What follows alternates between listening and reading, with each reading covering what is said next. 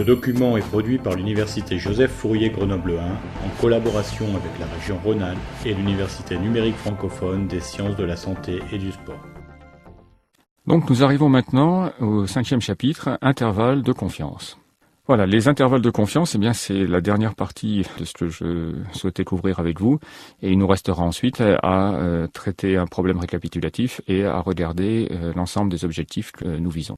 Alors commençons donc par l'intervalle de confiance à 95%. Et vous allez voir qu'avec ce qu'on a vu de la loi normale, ça ira relativement facilement. Considérons une loi normale dont les paramètres inconnus ont été estimés par petit m et petit s, m pour l'espérance et s pour l'écart type.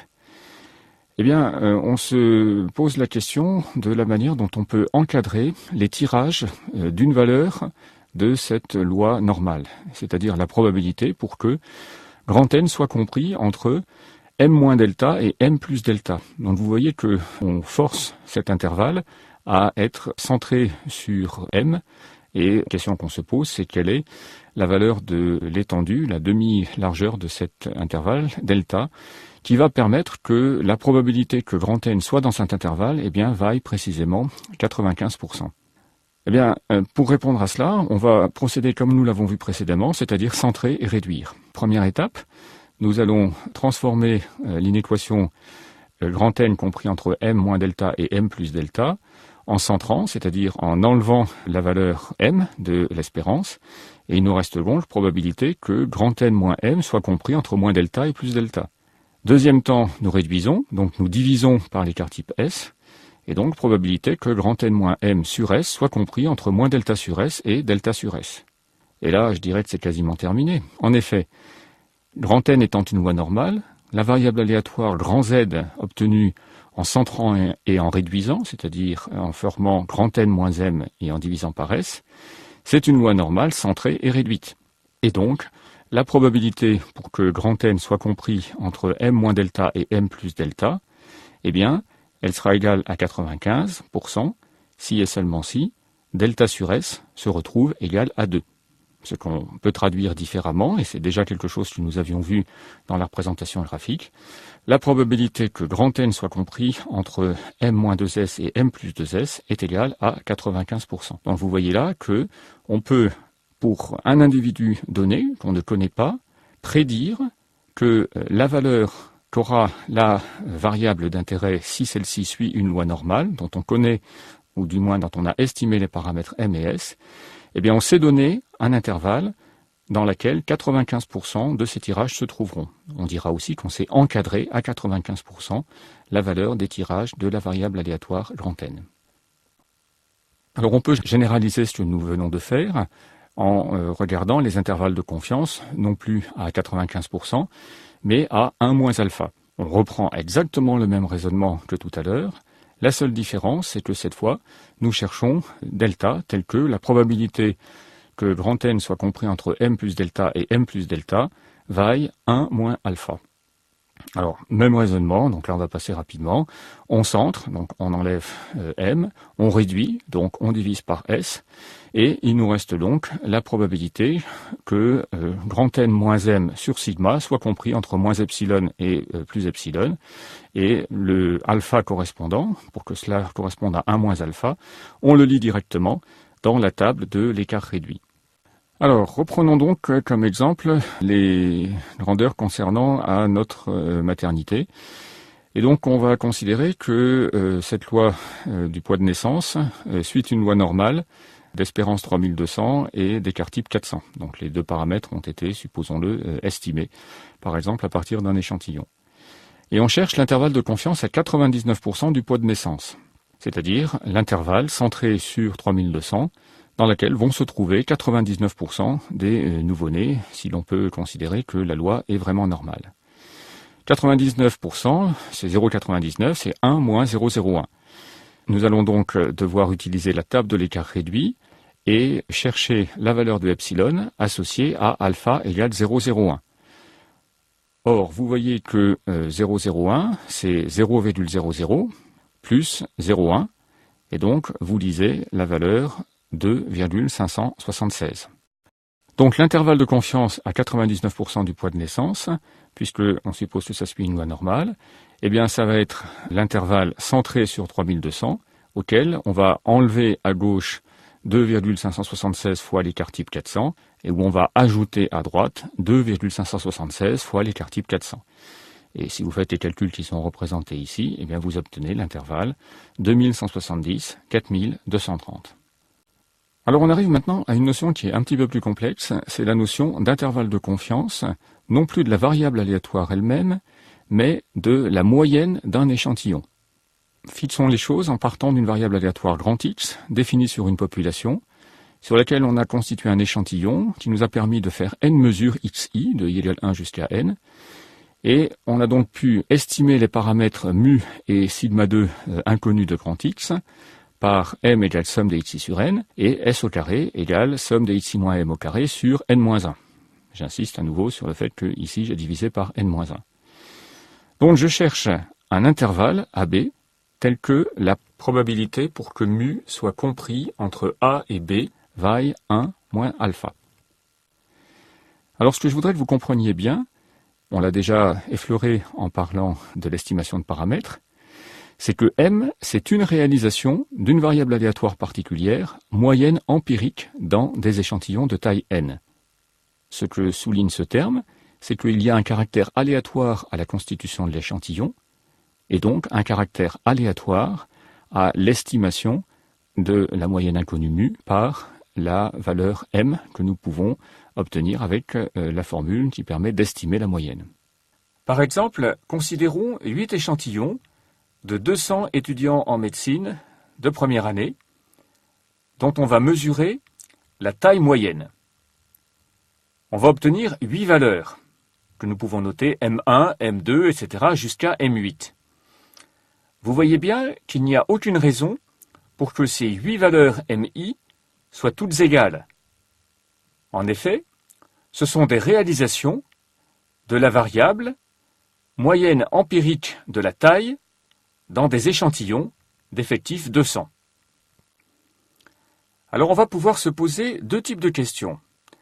Tout d'abord, supposons que l'on connaisse la moyenne mu et la variance sigma 2 de la variable aléatoire taille dans la population de l'ensemble de tous les étudiants en première année de médecine de France. On peut se poser la question suivante. Que peut-on déduire de cette connaissance sur la distribution des MI? On peut bien sûr se poser la question réciproque. Supposons qu'à partir d'un échantillon, j'estime la moyenne mu inconnue par M que j'ai mesuré et j'estime le sigma inconnu par S que j'ai mesuré dans l'échantillon. Que puis-je dire sur la fiabilité de l'estimation de mu par M? Intuitivement, on se dit que plus sigma est grand, et moins fiable sera l'estimation de mu par M. Nous allons tenter de répondre à ces deux questions. Pour répondre à ces questions, on va s'appuyer sur le fait que nous admettrons que la variable aléatoire moyenne empirique dans un échantillon de taille n suit une loi intéressante dans le sens où sa moyenne c'est mu, c'est-à-dire la moyenne inconnue dans la population, et sa variance, qu'on va noter sigma e au carré, donc le e pour empirique, eh bien c'est sigma carré sur n. Et ça, c'est un avatar de ce qu'on appelle la loi des grands nombres. En effet, réfléchissez à ce qui se passe dans différentes valeurs de n. Prenez tout d'abord le cas particulier où n est égal à 1. Vous observez sigma e carré égale sigma carré. Cela ne doit pas vous étonner. En effet, qu'est-ce que c'est qu'un échantillon de taille 1? Ce n'est rien d'autre qu'un individu. Il est donc normal que le sigma e au carré soit égal au sigma carré lorsque la taille de l'échantillon vaut 1. Donc déjà, on est rassuré, c'est cohérent. À l'opposé, maintenant, imaginez que vous fassiez tendre n vers l'infini. Vous voyez avec la formule que sigma e carré va tendre vers 0. Et ça aussi, ça ne doit pas vous surprendre. En effet, rappelez-vous que la variance caractérise les écarts par rapport à la moyenne. Or, si vous avez pour échantillon l'univers entier, il n'y a plus de variabilité, Si vous connaissez tout l'univers, vous allez pouvoir avoir une estimation parfaite de la moyenne. Il est donc naturel que dans ce cas particulier, vous ayez une variance qui se réduit à 0. Donc ces deux remarques sont juste là pour que vous ayez une intuition de la raison pour laquelle cette variance de la variable aléatoire moyenne empirique dépend de n avec un facteur n au dénominateur. De plus, si n est supérieur à 30, cette loi est normale. Et en pratique, c'est ce que nous utiliserons dans la suite du cours. Si n est inférieur à 30, on peut dire qu'elle suit une loi de Student que vous verrez dans le cours de José Labarrère, mais c'est hors de programme pour l'intervalle de confiance de la moyenne. Puisque donc la variable aléatoire moyenne empirique suit une loi normale de moyenne mu et d'écart type sigma e, nous pouvons dire que la probabilité pour que une valeur m de la variable aléatoire moyenne empirique dans un échantillon de taille n soit comprise entre mu moins epsilon sigma e et mu plus epsilon sigma e vaut 1 moins alpha, epsilon et alpha étant lus dans la table de l'écart réduit. Nous ne faisons ici que traduire le fait que m est la réalisation d'une loi normale d'espérance mu et d'écart type sigma e. Ceci répond donc à la première question que nous nous posions. Que pouvons-nous dire sur la distribution de m à partir de mu et de sigma e? Mais ce qui nous intéresse le plus, c'est en réalité la deuxième question. Ce que nous voudrions, c'est avoir un intervalle centré sur m, puisque nous connaissons m, et qui nous permettrait de prédire où est mu. En effet, dans l'inégalité précédente, nous avons un intervalle qui est centré sur mu que nous ne connaissons pas. Alors pour répondre à cette deuxième question, eh bien, il faut faire un petit peu de gymnastique. Et donc, on reprend l'égalité que nous avions tout à l'heure. Et donc, la probabilité pour que m soit compris entre mu moins epsilon sigma e à gauche et mu plus epsilon sigma e à droite, nous allons centrer, c'est-à-dire que nous enlevons mu. Il nous reste donc la probabilité pour que m moins mu soit supérieur ou égal à moins epsilon sigma e et inférieur ou égal à epsilon sigma e. Puis, nous allons réduire, c'est-à-dire que nous divisons par sigma e, et donc nous avons égal à la probabilité pour que m moins mu sur sigma e soit supérieur ou égal à moins epsilon et inférieur ou égal à epsilon. Et vous observez que cela, on peut l'écrire en utilisant les valeurs absolues, probabilité pour qu'en valeur absolue, m moins mu sur sigma e soit inférieur ou égal à epsilon. Et là, le petit tour de passe-passe consiste tout simplement à bien voir que la valeur absolue de m moins mu, c'est évidemment aussi la valeur absolue de mu moins m, et donc on peut écrire cela sous la forme probabilité pour que valeur absolue de mu moins m sur sigma e soit plus petit que epsilon, et si on redéveloppe ça sous la forme d'une double inégalité, eh bien on obtient probabilité pour que mu soit compris entre m moins epsilon sigma e et m plus epsilon sigma e égale 1 moins alpha. Et là, on a répondu à la deuxième question qui nous intéressait, c'est-à-dire que l'on a maintenant un intervalle de confiance à 1 moins alpha de la moyenne inconnue mu, et cet intervalle de confiance à 1 moins alpha, c'est m moins epsilon sigma e, m plus epsilon sigma e. En pratique, il faut se souvenir que nous ne connaissons pas sigma, l'écart type de la variable aléatoire dans la population. Nous devrons donc le remplacer par son estimation S. Et donc au final, l'intervalle de confiance de la moyenne sera l'intervalle m moins epsilon S sur racine de n à gauche et à droite m plus epsilon S sur racine de n.